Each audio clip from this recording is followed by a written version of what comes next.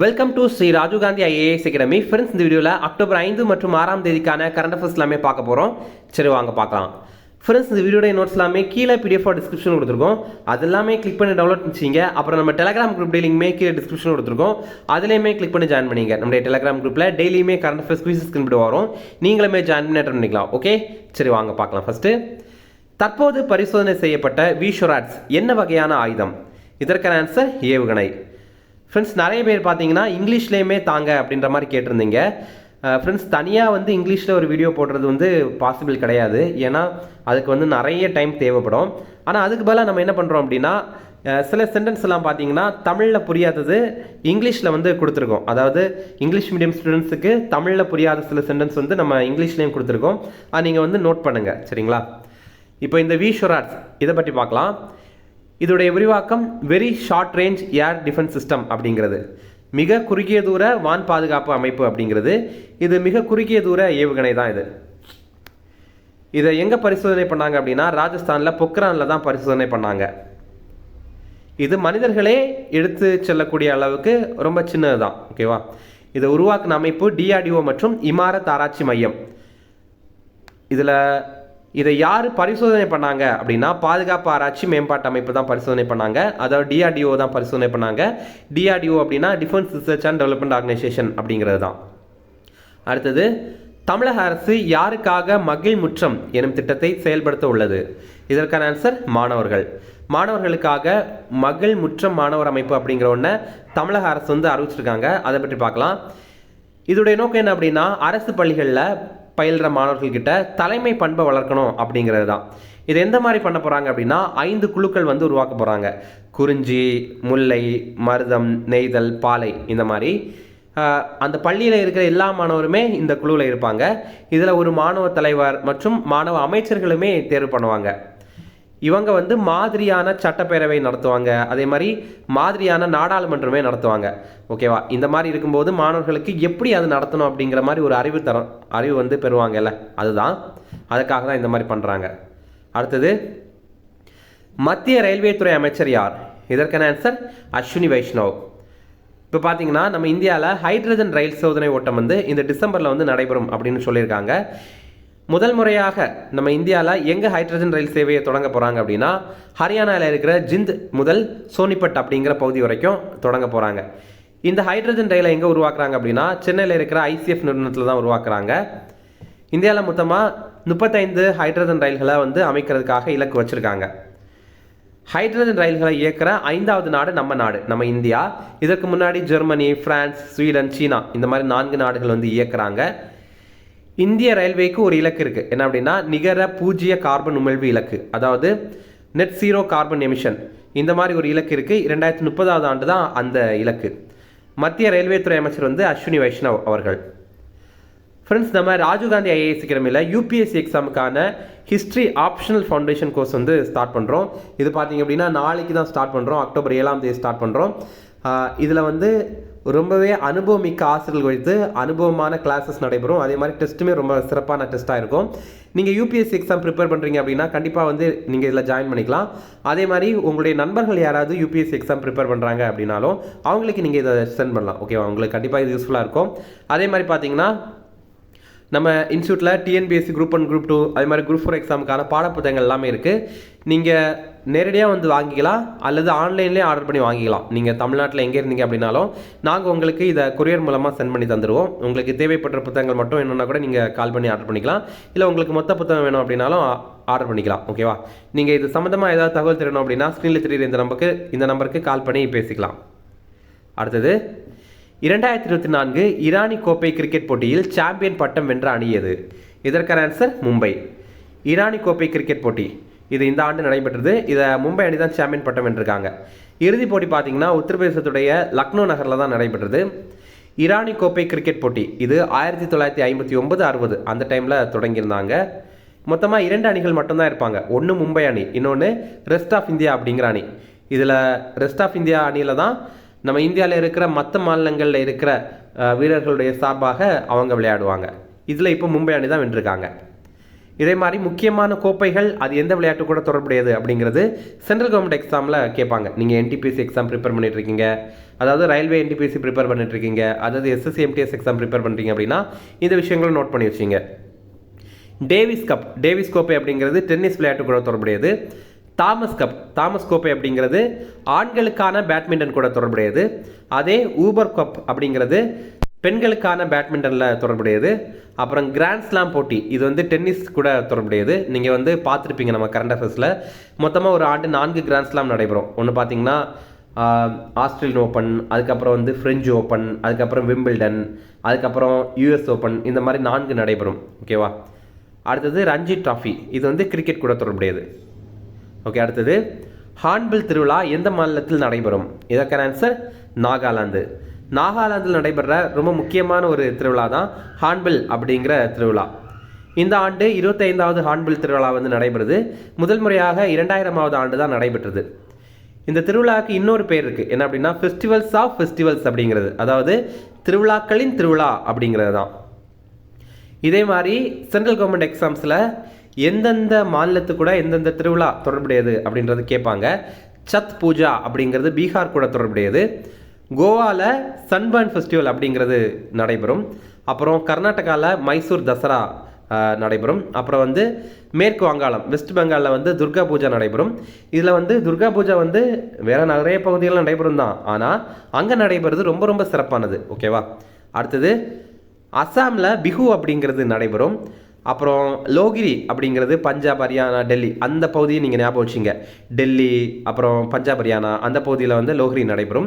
அப்புறம் பைஷாகி அப்படிங்கிறது பஞ்சாப், ஹரியானாவில் நடைபெறும். அடுத்தது விஷு அப்படிங்கிறது கேரளா, கர்நாடகா இந்த பகுதிகளில் நடைபெறும். அடுத்தது தமிழகத்தில் குழந்தை இறப்பு விகிதம் எவ்வளவாக உள்ளது? இதற்கான ஆன்சர் 8. இது என்ன அப்படின்னா 1000 குழந்தைங்க பிறக்கிறாங்க அப்படின்னா அதில் எத்தனை குழந்தைங்க இறக்குறாங்க அப்படிங்கிறதுக்கான ரேட்டு தான் இது. இதில் வந்து 8 பேர் வந்து இறக்குறாங்க அந்த மாதிரி இருக்குது. இதை இங்கிலீஷில் இன்ஃபென்ட் மொர்டாலிட்டி ரேட் அப்படின்னு சொல்லுவாங்க. நம்ம தமிழ்நாட்டுடைய குழந்தை இறப்பு விகிதம் 8 இருக்குது. அதே மகப்பேறு இறப்பு விகிதம் மெட்டர்னல் மொர்டாலிட்டி ரேட் அப்படின்னு சொல்லுவாங்க. அது நம்ம தமிழ்நாட்டில் 45.5 இருக்குது. அதுவே இந்தியாவில் பார்த்தீங்கன்னா 97 இருக்குது.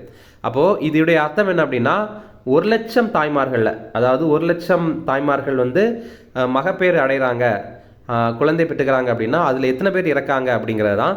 இதில் இந்திய அளவில் பார்த்தீங்கன்னா 97 பேர் இறக்குறாங்க. நம்ம தமிழ்நாட்டு அளவில் 45.5 பேர் வந்து இறக்குறாங்க. இதில் நம்முடைய தமிழக அரசு இந்த பேறுகால இழப்பை 0 நிலைக்கு கொண்டு வரதுக்காக புதிதாக 4 திட்டங்கள் வந்து அறிமுகம் பண்ணியிருக்காங்க. திட்டங்கள் அப்படின்னா நம்ம தமிழ்நாடு கவர்மெண்ட் ஸ்கீம்ஸ் லெவலுக்கு ரொம்ப பெருசாலாம் இல்லை, சின்ன சின்ன திட்டங்கள் அப்படின்ற மாதிரி 4 கொண்டு வந்திருக்காங்க. இது எங்கே தொடங்கியிருக்காங்க அப்படின்னா சென்னையில் அடையாறு சமுதாய நகர்ப்புற நல மருத்துவமனையில் தொடங்கி வச்சுருக்காங்க. இதை அமைச்சரான மா சுப்பிரமணியம் அவர்கள் தான் வந்து தொடங்கி வச்சுருக்காரு. முதல்ல அனைத்து குழந்தைகளுக்கும் பிறவி குறைபாடுகளை கண்டறியறதுக்காக 1000 அரசு மருத்துவமனைகளில் பரிசோதனைகள் வந்து தொடங்கியிருக்காங்க. இந்த திட்டத்துக்கு கீழே குழந்தைகளுக்கு பிரத்யேக அடையாள அட்டைகள் வந்து வழங்க போகிறாங்க. இப்போ நமக்கு ஆதார் அட்டை இருக்குல்ல, அதே மாதிரி குழந்தைகளுக்கும் ஒரு அடையாள அட்டை வந்து வழங்க போகிறாங்க. அடுத்தது பச்சிளம் குழந்தைகளுடைய வளர்ச்சி மற்றும் நலத்தை கண்காணிக்கிறதுக்காக சிறப்பு மையங்கள் ஒரு 400 இடங்களில் தொடங்கியிருக்காங்க. இதன் மூலமாக சில குழந்தைகளுடைய பிறவி குறைபாடுகளை கண்டுபிடித்து அதுக்கு வந்து தீர்வு காணப்படும். அடுத்தது இல்லங்களிலேயே கண்காணிப்பு. இப்போது குறை பிரசவம், அப்புறம் எடை குறைவான குழந்தைங்கள் எல்லாம் ஹாஸ்பிட்டலிருந்து டிஸ்சார்ஜ் ஆகி அதுக்கப்புறம் வீட்டுக்கு போவாங்கல்ல, அதுக்கப்புறம் அவங்களுக்கு எந்த மாதிரி இருக்குது அப்படிங்கிறத கண்காணிக்கிறதுக்காக இந்த ஒரு திட்டத்தை வந்து தொடங்கியிருக்காங்க. இது 7 மாவட்டங்களில் தொடங்கியிருக்காங்க. சென்னை, செங்கல்பட்டு, கடலூர், கள்ளக்குறிச்சி, காஞ்சிபுரம், திருவண்ணாமலை, அப்புறம் விழுப்புரம். அடுத்தது பார்த்திங்கன்னா பெற்றோருக்காக பயன்பாடு செயலி ஒன்று கொண்டு வந்திருக்காங்க. இந்த செயலியில் சுகாதார செய்திகள், அப்புறம் ஊட்டச்சத்து செய்திகள் இதெல்லாமே அவங்க தெரிந்து கொள்ளலாம். அடுத்தது சில ஷார்ட் நியூஸ் டிஃபரன்ஸ், அதையுமே பார்க்கலாம். நம்ம இந்தியாவில் 2016-17 2022-23 காலகட்டத்தில் வேலைவாய்ப்பு அது 36% வந்து அதிகரிச்சிருக்கு. இப்போது எதனால் இந்த மாதிரி ஒரு ரிப்போர்ட் அவங்க சொல்கிறாங்க அப்படின்னா, இப்போ எதிர்கட்சிகள் சார்பில் என்ன சொல்கிறாங்கன்னா, இந்த மாதிரி இந்தியாவில் வேலைவாய்ப்பெல்லாம் குறைஞ்சிட்டே இருக்குது, யாருக்குமே வேலை கிடைக்கிறதே இல்லை போக போக அப்படின்ற மாதிரி சொல்கிறாங்க. ஆனால் அப்படி கிடையாது. இந்த காலகட்டத்தில் 17 மில்லியன் பேருக்கு வேலை கிடைத்திருக்கு அப்படின்னு மத்திய அரசு சார்பில் சொல்கிறாங்க.